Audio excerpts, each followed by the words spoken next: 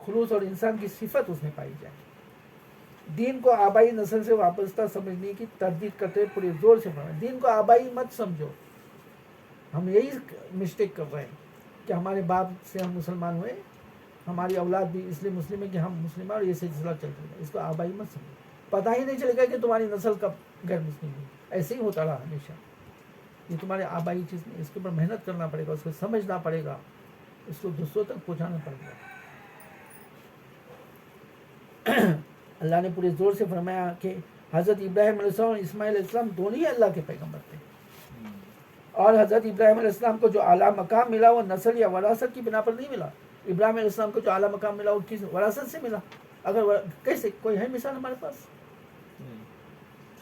अगर इब्राहिम अलैहिस्सलाम को वरासत से मिलता, वो तो पुजारी के बेटे थे ना। इब्राहिम अलैहिस्सलाम का बाप आजर तो मूर्तियाँ बना रहा था, तो वरासत से तो मिला नहीं था। कैसे मिला? गांव से निकाला गया, इब्राहिम अलैहिस्सलाम को वाल किया गया, जलावतन किया गया, निकाला गया ना गांव से। कभी उनको आग में डाला गया, कभी उनको बेटे की कुर्बानी देनी पड़ी, कभी कहा गया कि बीवी बच्चों को छोड़ दो। सबसे पहले तो छोटा सा बच्चा था ना हज़रत इस्माइल अलैहिस्सलाम, तो बेलक वदक मैदान में, जहाँ पानी भी नहीं, जहाँ अनाज भी नहीं, जहाँ घास भी नहीं, जहाँ दरख्त भी नहीं है, जहाँ आबादी भी नहीं है, वहाँ बीवी बच्चों को छोड़ने कहा गया। हम छोड़ेंगे? हमको कहा जाए कि भाई ज़रा रात को एक काम है दापुर में प्रोग्राम में आ जाओ, तो कहेंगे यार मेरे घर में बीवी बच्चे अकेले नहीं, पूरा गांव भरा हुआ है। इब्राहिम अलैहिस्सलाम को कहा कि बीवी बच्चों को छोड़ दो, यहाँ छोड़ दिया। और हज़रत हाजरा भी क्या, कैसी तरबियत बहुत ज़रूरी है, तरबियत होना बहुत ज़रूरी है। हाजरा की भी तरबियत कैसी थी? जब इब्राहिम अलैहिस्सलाम ने हज़रत इस्माइल अलैहिस्सलाम और हज़रत हाजरा को मक्का में छोड़ दिया, जब कोई आदमी भी नहीं था, कुछ भी नहीं था, तो एक मशकीज़ा पानी का था, यानी मे भी 2-4 हांडे पानी था उसके अंदर, और चंद खजूरों की गठरी थी। तो उन्होंने हज़रत इब्राहिम अलैहिस्सलाम का दामन पकड़ा और पूछा कि क्या कर रहे हो तुम, हमें छोड़ के जा रहे हो? तो उन्होंने कहा जा रहा हूँ। तो क्या अल्लाह ने कहा? बोले हाँ अल्लाह ने कहा। ठीक है फिर जा। क्या ईमान था कि अब जब अल्लाह ने कहा है छोड़ने के लिए और अल्लाह हमारा निगहबान, कैसे? अरे बोरिंग से पानी निकल नहीं रहा है, बोरिंग के फेल हो रही है, यहाँ इस्माइल अलैहिस्सलाम पैर रगड़ रहे और जमजम कयामत तक जारी हो रहा है। गौर करो, सोचो, ये चाहता है कुरान। सोचो, ईमान ताज़ा हो जाए। जहाँ कोई नहीं वहाँ एक सबसे सेंटर सिटी बन गई। तो ये कुर्बानियाँ दी इब्राहिम अलैहिस्सलाम ने, तब जाकर उनको ईमान मिला। हम ये ना कहें कि हमको वरासत में मिलेगा बाप की वजह से, वरना बाप की वजह से नहीं मिलता। और दूसरी मिसाल हज़रत नूह अलैहिस्सलाम की लो, नबी हैं, क्या बेटे की तरबियत नहीं की होगी? 950 साल तो पिता मारी की उन्होंने, पूरी दुनिया में घूमे नूह अलैहिस्सलाम। अपने बेटे को घर को नहीं देखा होगा, यकीनन देखा उन्होंने, यकीनन उसकी तालीम और तरबियत की, लेकिन वो नालायक निकला, लायक ही नहीं था वो नबूवत के। तो बाप के सामने घड़ी के आग हो गया, पानी में डूब के मर गया, और नूह अलैहिस्सलाम कुछ नहीं कर सके, बल्कि दुआ भी नहीं कर सके। दुआ करनी चाहिए तो अल्लाह ने मना कर दिया कि तुम दुआ नहीं करोगे, इसलिए नालायक। ये लायक नहीं, इस लायक नहीं कि वो तुम्हारी औलाद कहलाए। कहा गया कि तुम्हारी औलाद ही नहीं, औलादियत से भी उसको खारिज कर दिया गया। तो ये इस्लाम नस्लों से नहीं मिलेगा, तुम्हारी अपनी खुद की, मर्द की, औरत की, लड़के की, लड़की की, जवान की, बूढ़े की, अपनी बच्चों की, अपनी मेहनत से ईमान मिलेगा, दूसरे से नहीं मिलने वाला, और न ही कोई वहाँ बचाने वाला।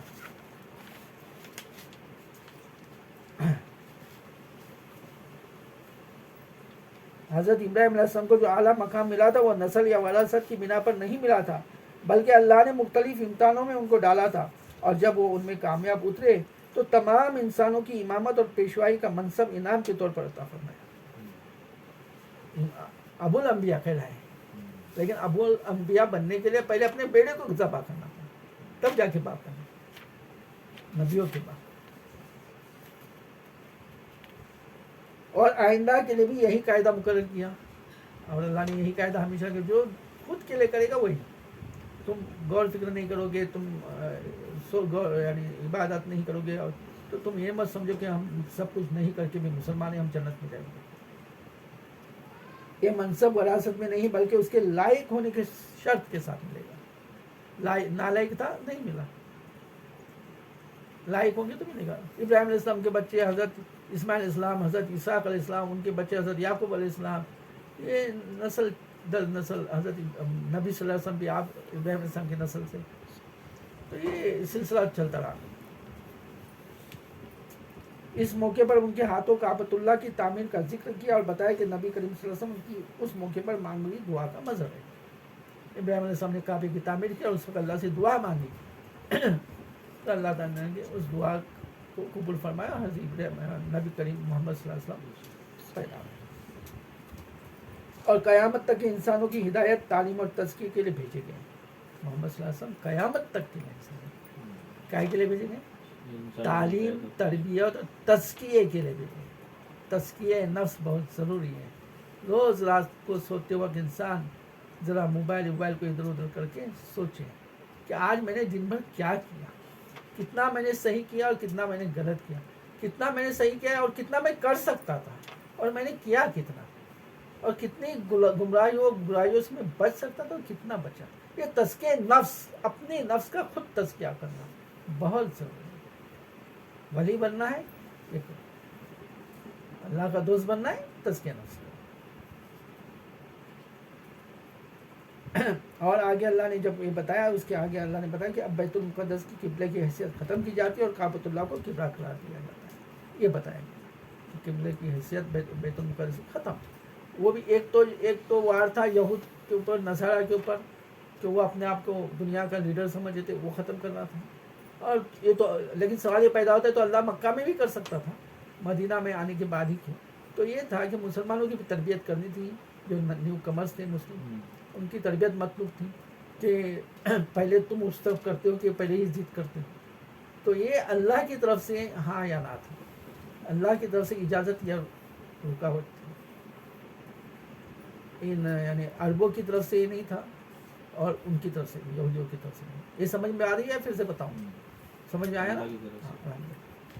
اب یہاں پر پہلا پارہ ختم ہوا, اب دوسرا پارہ شروع ہو رہا ہے. آیت نمبر 152 سے 160 تک کہا گیا کہ تم مجھے یاد کرو, میں تمہیں یاد رکھوں گا. میرا شکر ادا کرو, کفران نعمت نہ کرو. شکر ادا کرو, کفران نعمت مت کرو. کفران نعمت تم لوگوں نے دیکھے ہو اپنے گاؤں میں, یہاں نالے بہتے تھے پانی کے.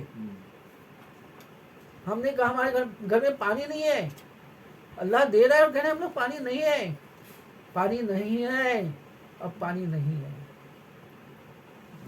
یہ ایک مثال کے لیے میں کہہ رہا ہوں. ایسی ساری چیزیں اللہ ہم کو بہت کچھ دے رہا, ہم کہتے ہیں کہ نہیں ہے. آج دلوں میں محبت نہیں ہے. ہم جب غریب تھے, ہم نے بچپن میں دیکھا کہ سب کے یہاں ساسر میں ایک ایک چیز جاتی تھی, چاہے وہ گھگری کیوں نہ ہو, ادنا سے ادنا چیز بھی پڑوسی کو دی جاتی تھی, سب کھاتے پیتے تھے. آج اللہ سبحانہ تعالیٰ نے اتنا دیا ہے کہ 2 کلو چکن آتا ہے تو بھی رات کے لیے نہیں ہے. کیوں؟ شکر نہیں ہے منہ میں. اس وقت گھر چھوٹے تھے, لوگ زیادہ تھے, پھر بھی دلوں میں جگہ تھی. آج گھر بڑے ہو گئے, لوگ کم ہو گئے, پھر بھی گھر میں جگہ نہیں ہے. آمد ماں باپ کے لیے جگہ نہیں ہے. کفران نعمت ہے یہ. شکران نعمت پہ آ جاؤ, اللہ بہتات کر دے گا ہر چیز کو. اور یہ مثال, ادنی مثال, آج ہم جو سالن اس سے جوجھ رہا ہے وہ میں بتا رہا ہوں کہ پانی کا مسئلہ. ہمارے بچپن میں اگر کوئی بری عورت رہتی تو جوان عورتیں اس کو دھڑن سے پانی لا کے دیتی تھی. اللہ نے گھر گھر کے پاس نالے بہایا.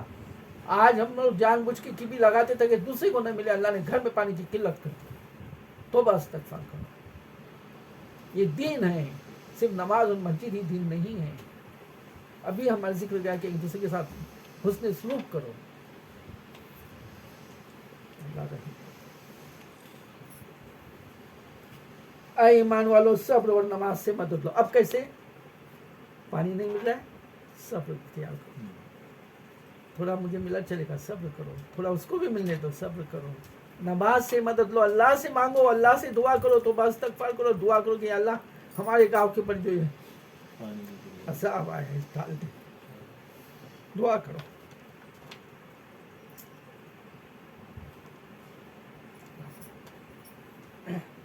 اور جو لوگ اللہ کی راہ میں مارے جائے انہیں مردہ نہ کہو. ایسے لوگ تو حقیقت میں زندہ ہے, یعنی شہید.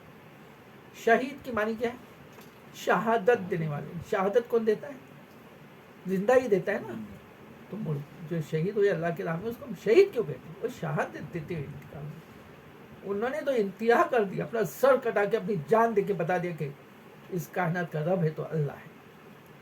اعلیٰ ترین عبادت کا انہوں نے اظہار کر دیا, تو شہید ہے. ایسے لوگ تو حقیقت میں زندہ ہے, مگر تمہیں ان کی زندگی کا شعور نہیں. یہ تمہاری کم علمی ہے کہ تمہیں نہیں پتا کہ ان کو زندگی کیسے ملی, وہ کیسے جی رہے ہیں, ان کو کیا کیسی غذا پرووائڈ کی جا رہی. اللہ کر سکتا ہے پرووائڈ. یہ آم کی گٹھلی کے اندر کیڑا ہوتا ہے, اس کو پانی اور ہوا کہاں سے ملتی ہے؟ پتھروں کے اندر کیڑا ہوتا ہے, اس کو ارے قبر کے اندر جب انسان کو دفنایا جاتا ہے تو کہاں جاتا ہے؟ جب 1 سال کے بعد کھولتے تو کیڑے چاٹ جاتے ہیں نا, ختم ہوتے. ان کیڑوں کو پانی ہوا کہاں سے مل رہی ہے؟ وہ سانس کیسے لے رہے ہیں؟ اللہ ان کو پرووائڈ کر رہا ہے وہاں پر. تو وہ ہر چیز کو کرنے میں قادر ہے اللہ.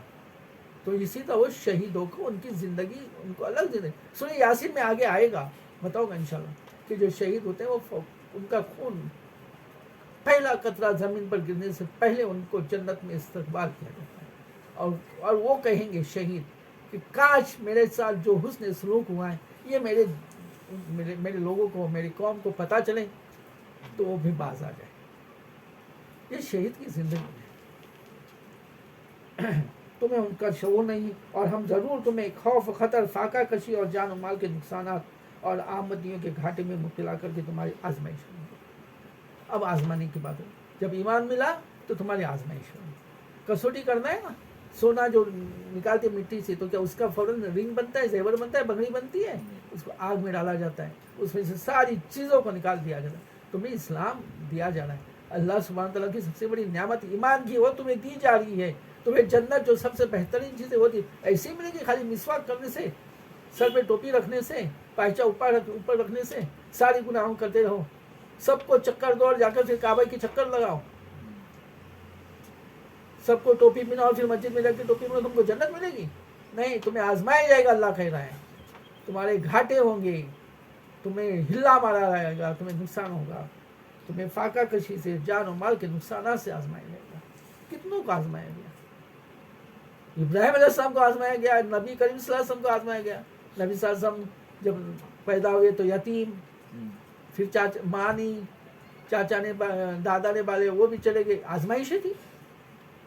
پھر چاچا جنہوں نے اتنا پالا پوسا وہ ایمان نہیں لا رہے. کتنی بڑی آزمائش نبی صلی اللہ علیہ وسلم. کیا دل دکھتا ہوگا نبی صلی اللہ علیہ وسلم کہ پوری دنیا تو جنت میں جائے گی اور میرے چاچا جنت میں نہیں جائیں گے جن نے مجھے پالا پوسا.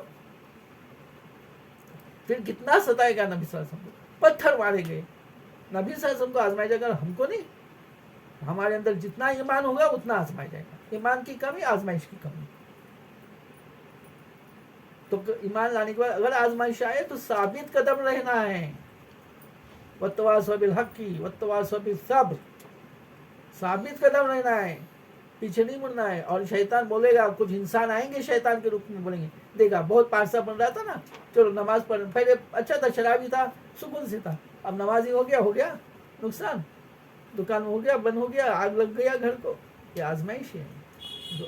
یہ ہمیں کب پتہ چلے گی؟ جب ہم قرآن کو سمجھ کر پڑھیں گے تو. ان حالات میں جو لوگ صبر کریں انہیں خوشخبری دے دو. یہ وہ لوگ ہیں جنہیں جب انہیں کوئی تکلیف پوچھتے تو وہ کہتے کہ ہم اللہ کے لیے اور اللہ کی طرف پر جانا ہے. اس کو کیا کہتے ہیں عربی میں؟ ان للہ و انا الیہ راجعون. جب مشکل آ جائے, جب صبر آ جائے, کوئی تکلیف آ جائے تو صبر کرو. صبر کرو یعنی ہلو مت, قائم رہو اس جگہ, ڈٹ جاؤ. یہ صبر ہوتا ہے. وہی کرو جو کرتے رہے, یہ صبر ہوتا ہے. اور اس کو کہو ان للہ ہم اللہ کی اور اللہ کی طرف جانا ہے. کیا بات ہے, اس لیے ہم بات کہتے ہیں. ان پر ان کے رب کی طرف سے عنایات ہوں گی. آگے اللہ نے کہہ دیا کیا ہوگا ان کے ساتھ, ان کو بہت کچھ ملے گا, بڑی عنایات ہوگی جو صبر کریں گے. نہیں تو جنت میں جائیں گے نا صبر والے. اسی کی رحمت ان پر سایہ کرے گی, اور ایسے ہی لوگ سیدھے راستے پر ہے.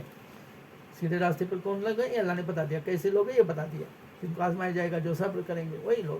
کتنی بیماریاں آ جاتی ہیں, کوئی پریشانی آ جاتی ہے, کوئی بھی نہ کوئی آزمائش کسی نہ کسی شکل اور روپ میں آ جاتی ہے. تو یہ چیز جو ہے یہ اللہ کی طرف سے آزمائش ہے. آگے اللہ نے صفا و مروہ کے درمیان صحیح دوڑ کرنے میں کوئی حرج نہیں کہ یہ حج کے اصلی مناسک میں سے ہے.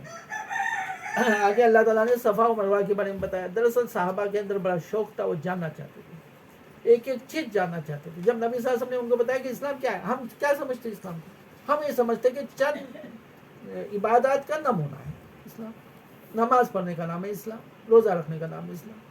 صحابہ یہ سمجھتے تھے کنورشن آف لائف, زندگی کو بدلنے